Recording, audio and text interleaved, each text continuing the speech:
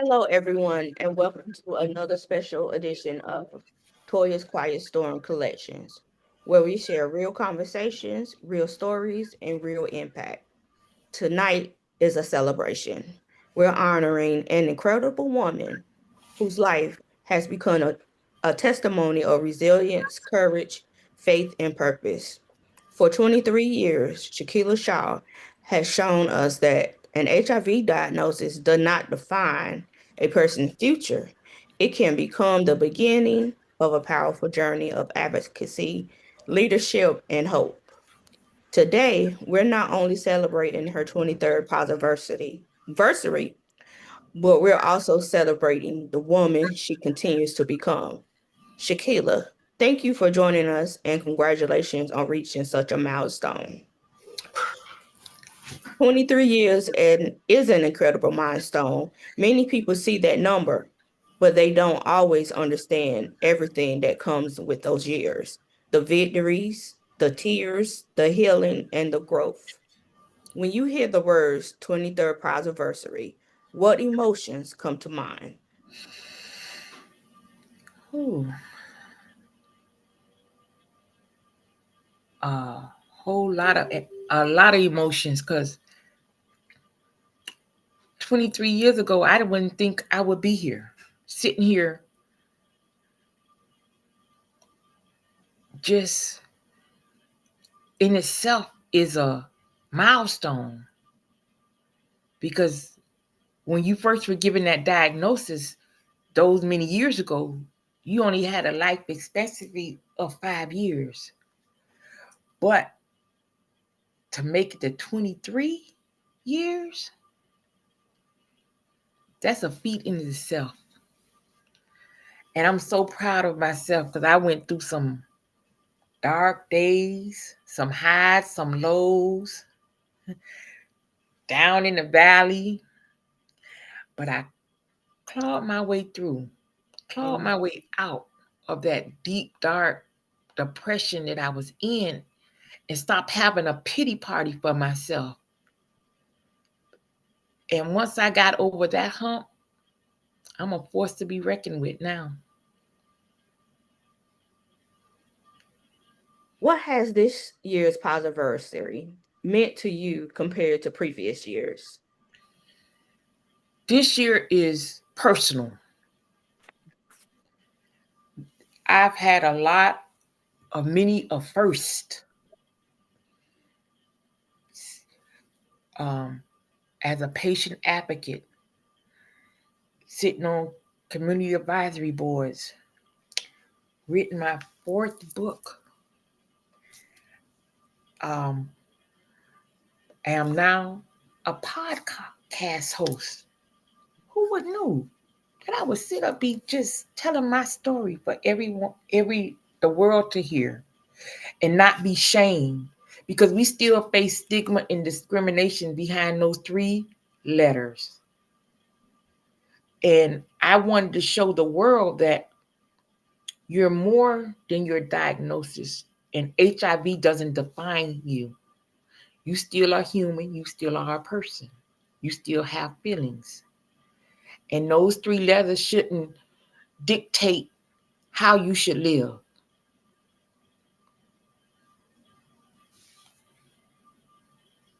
One of the reasons I wanted to have this conversation is because people know your story, but they may not know where life has taken you recently.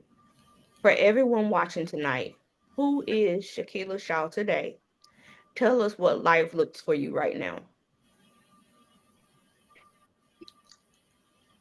I I would never thought 23 years ago that I would be sitting in rooms with CEOs, lawyers, and doctors, and people generally want to hear my story and not face the stigma and discrimination because my story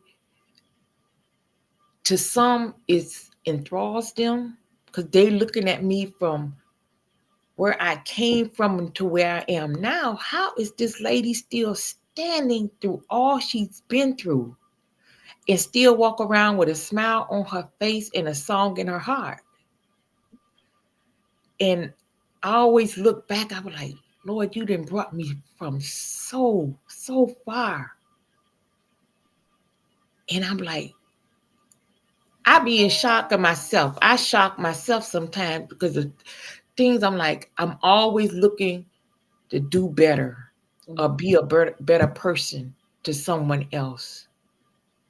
And my eyes, ideas always spinning, my head always, I'm always trying to come up with something. And I got a couple of projects in the work, so stay tuned.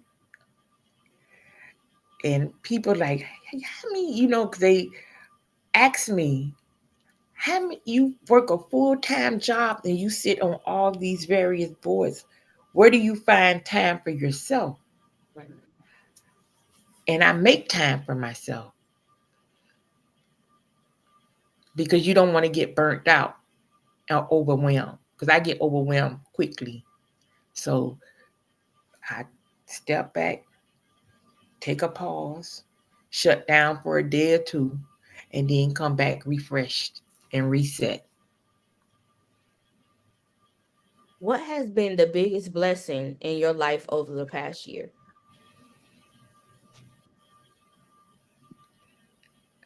Oh, I have so, it's not just one. It's not one.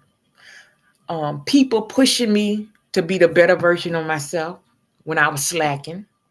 And I needed that motivation when I got stuck in that rut. My husband, he's my biggest cheerleader. And he always said, you could do it. When I was like, I don't want to do it. He said, yes, you can, baby. You got this. My children, when they call me, Mom, I'm so proud of you. And that's my biggest blessings right there. For my children, I'm breaking generational curses. Mhm. And my children can look back and say, my mama did this and still be proud.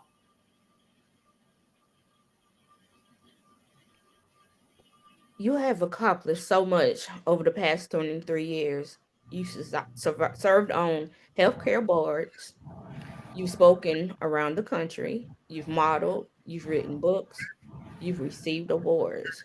But behind all those accomplishments is simply Sherkila. Looking back, what accomplishment makes you the proudest? Not because it brought recognition, but because you know it's changed someone's life. When I did my first photo shoot, and I was just an ordinary person, that face is now recognized at different various conferences. And people walk up to me and say, "You famous." I say, "No, I'm still Sherkila. Right. I'm still Sherkila." And when I wrote my first book, I had no idea that that book would transform so many people's lives because they saw themselves in my book, in my story, because they lived it too. And I wanted that book to be a blueprint that no matter how hard life had gotten, that is always a silver lining.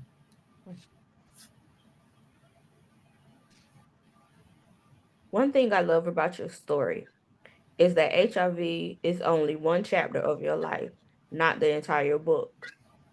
You're a wife, a mother, a bonus mom, a grandmother, a friend, and a leader. How do you make sure people see Sakila and not just the advocate? Because I'm always smiling, singing, dancing. That's what people gonna always remember me by. They always hear, they be like, oh, geez. They hear me coming down the hall, or somebody will ask me, send a chat, will you pray for me? Mhm. And I wanted to just be a regular person without all those titles and still be my authentic self. Because I don't want to never change to someone that I wouldn't recognize. Mhm. Okay. The HIV landscape has changed tremendously over the past 2 decades. Treatment has improved, science has advanced, yet stigma still exists. What concerns you the most where we are today with HIV advocacy? What scares me the most are they trying to cut a lot of the programs and the funding, the HIV, especially with the medication. Because without certain programs, we wouldn't be able to afford our medication. Mm, My 30-day supply is $4,835.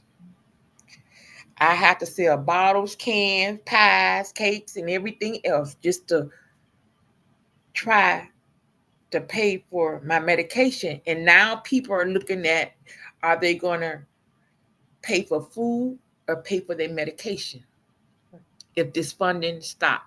And that is what worries me, because people on the outside not looking in, and mhm. you can't tell anybody about HIV if you're not living it.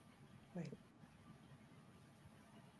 And these medications now that we are on are life saving, Mhm. because some people, for me, when I first got diagnosed, I was on 23 pills a day, and I got into clinical research and trials.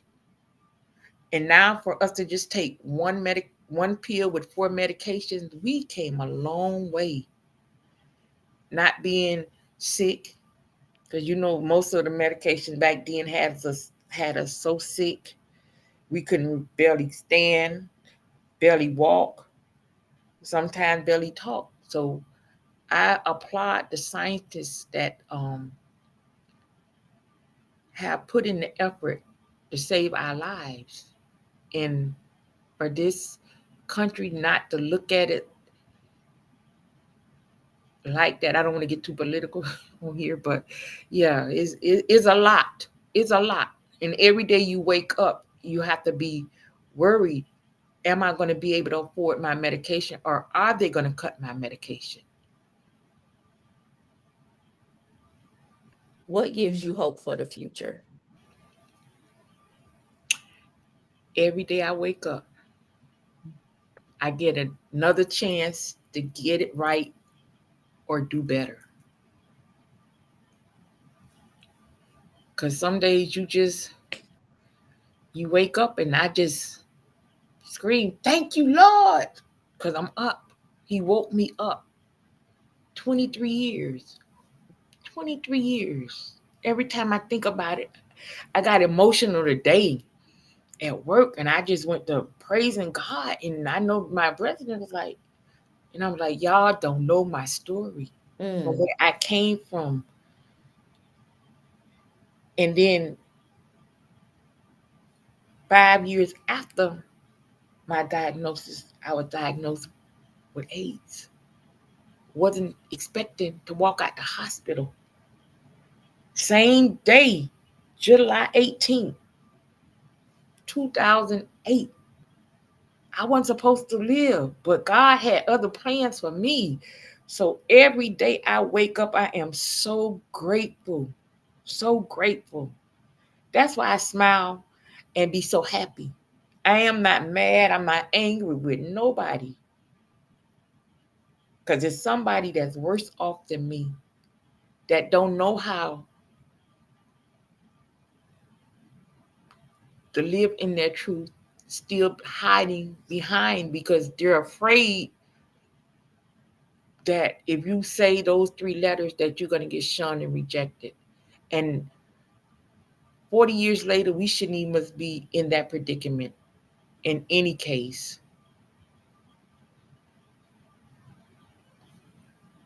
People often see advocates showing up for everyone else. They rarely see what happens behind the scenes. How have you learned to protect your peace while continuing to pour into others? I take mental health breaks, because you take on everything else for everybody else. That load get heavy some days. And if you're not right, you can't be right for no one else. So I take those mental health breaks. Like on my days off, I shut down. I won't. My husband, I thank God for him. He make me lay in bed. He know I be up at 4 o'clock in the morning. He no, you lay here. I need you to lay here. Lay here for.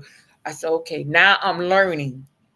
You sometimes you have to have that person that hold you accountable. Baby, lay down. Just lay down. Lay here, 4 hours. I just need you to just lay here. And I was proud of myself the other day. I stayed in bed to 7:30. And I was like, oh, this feel good. Because I'm always up thinking. But I just laid there in the quiet and I just laid there and I felt myself relax. And I'm like, okay, I'm going to have to start doing this more. When people hear your name years from now, I don't want them to remember just the awards. I don't want them to remember only the speeches. What do you hope your legacy will be?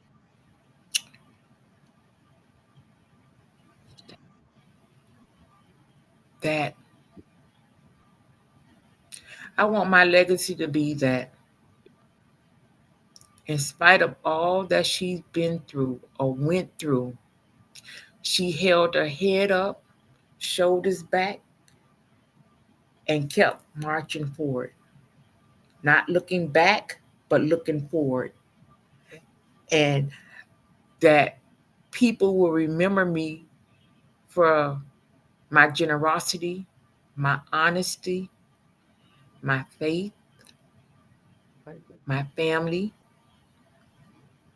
and overall the biggest person with the biggest heart. Because I wear my heart on my sleeve.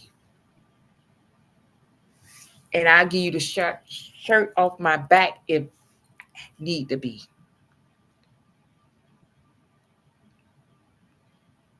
A posiversary isn't just about reflecting, it's also about looking forward.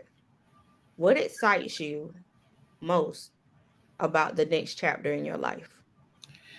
That I would be able to travel the world like I want to. Me and Mark been planning this Alaskan cruise. So God's willing, next year we'll be going to see the whales, the penguins, the glaciers, and just enjoying each other.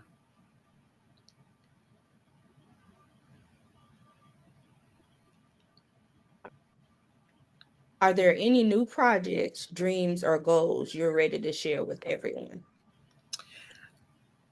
I have a shirt, a t-shirt that's coming out.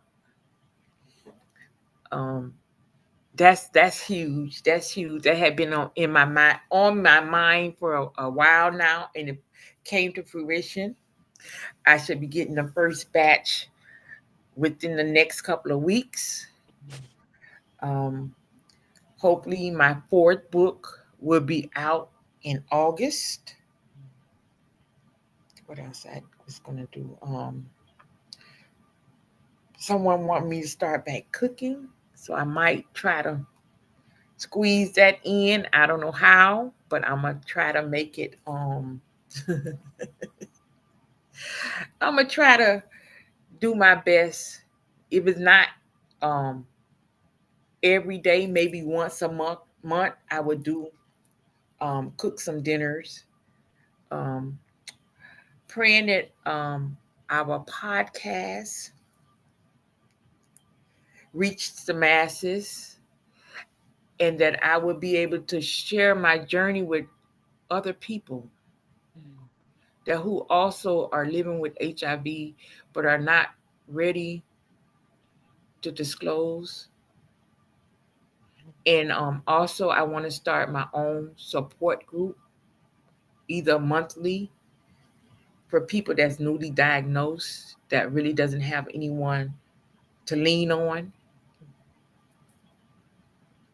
And that's about it. I don't want to pile on my plate. Hmm. Okay. So let's have a little fun with these next questions. One word that describes the season of your life, this season of your life. Blossoming. Joy looks like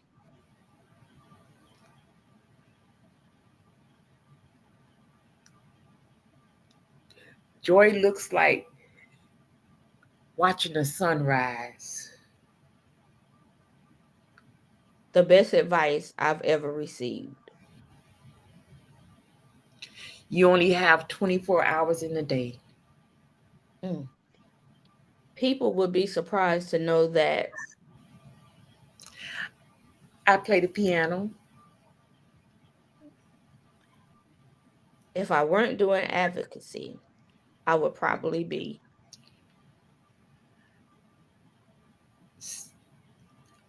Ooh, that's a tough question.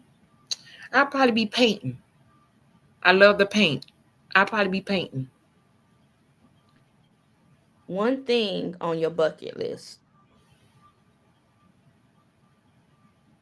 So that's how I want to go. Go to France. Go to France. Before we close, there may be someone watching tonight who was recently diagnosed, someone who feels ashamed, someone who thinks life is over, someone who needs hope. What would you say directly to that person? Um, they can reach out to me. They can reach me on Facebook, Instagram, um, or TikTok, Sherkila Shaw, or they can email me at shawsherkila@yahoo.com, or they can call me 786-285-7908. I don't have to say a word. I can just sit and listen. They can either meet with me in person or we can do it on Zoom, however they feel comfortable. Shakila, I always interview with one final question. After 23 years of living with HIV, I know. The best is still yet to come. Mm. Shakila, thank you. Thank you for your honesty, your courage, your leadership. Thank you for allowing your life to become a light for so many people around the world. Tonight wasn't simply about celebrating 23 years. It was about celebrating resilience over fear, purpose over pain, and hope over stigma. Congratulations on 23 years of a posiversary. May God continue to bless you, strengthen you, and use your story to inspire many generations. And to everyone who joined us tonight, thank you for celebrating with us. Remember, a HIV diagnosis does not define your destiny. Your story is still being written. Until next time, I am Latoya Murchison, the host of Toya Quiet Storm Connections, reminding you to keep living, keep growing, and keep making an impact.